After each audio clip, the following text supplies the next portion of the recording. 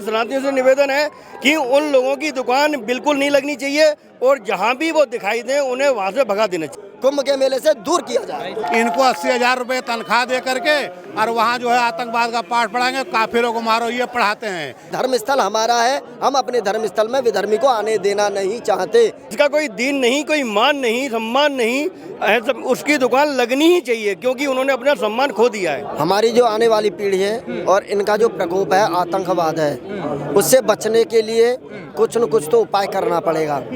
और ये बोर्ड ही नहीं समझे, इसके लिए महाशक्ति बनना पड़ेगा, क्योंकि अपने में जब तक शक्ति नहीं होगी जब तक दूसरा का जवाब नहीं दे सकते। इसलिए सनातन बोर्ड का गठन होना अति आवश्यक है।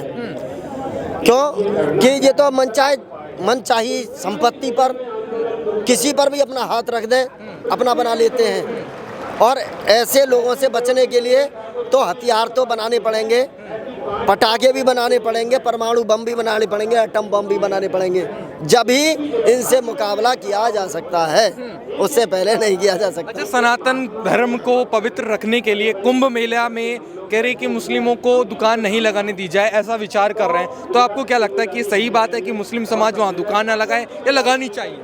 बिल्कुल नहीं लगानी चाहिए। क्यों नहीं लगानी चाहिए? क्योंकि एक बात बताओ, जब उन्होंने अपना विश्वास खो दिया कि खाने में थूक कर देना, सब्जियों को जूस में मूत कर देना, इन चीजों को करने पर यह अपवित्रता दर्शाती है। तो ऐसे लोगों से दूरी बनाने के लिए उनकी दुकानों को बंद किया जाए, क्योंकि दो धर्म स्थल हमारा है, हम अपने धर्म स्थल में विधर्मी को आने देना नहीं चाहते, जिससे कि हमारे धर्म को अपवित्र करने का कोई साहस करे।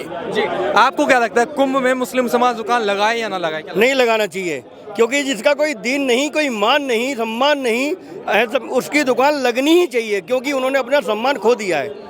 मेरा यही है, सरकार से भी निवेदन है, लोगों से, सनातनियों से निवेदन है कि उन लोगों की दुकान बिल्कुल नहीं लगनी चाहिए और जहां भी वो दिखाई दें उन्हें वहां से भगा देना चाहिए, क्योंकि उन लोगों का कोई विश्वास करने योग्य रहा ही नहीं है।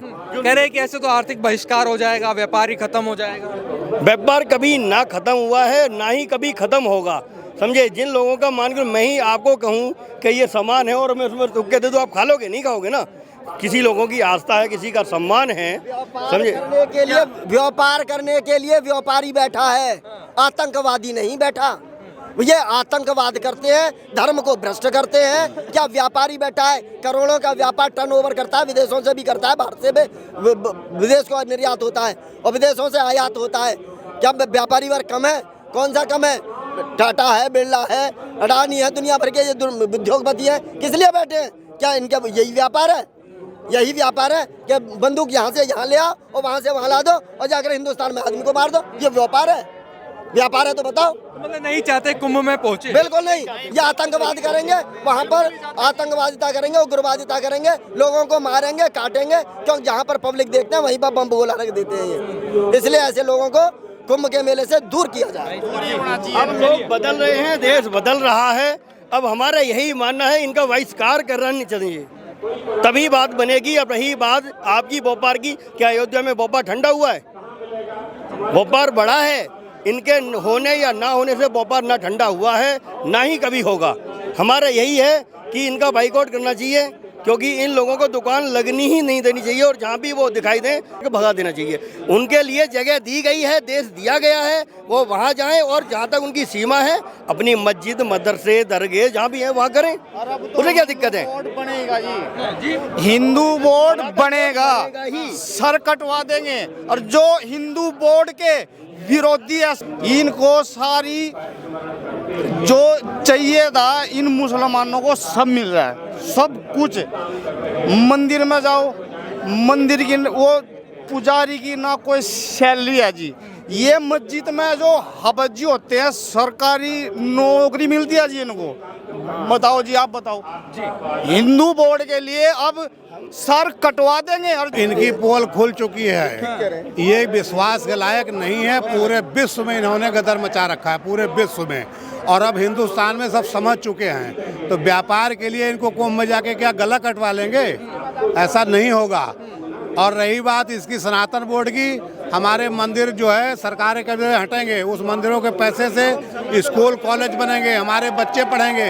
इनको 80,000 रुपये तनख्वाह दे करके और वहाँ जो है आतंकवाद का पाठ पढ़ाएंगे, काफिरों को मारो, ये पढ़ाते हैं। तो हम अपने पैसों को सरकार से हम मंदिर से मुक्त कराना चाहते हैं, हम वो पैसा इनके में नहीं लगाने देंगे। और आप क्या कहें, कुंभ 1947 का जो फैसला हुआ था ना, वो लागू होना चाहिए। कुंभ में मुस्लिम समाज दुकान लगाए या ना लगाए? नहीं लगा।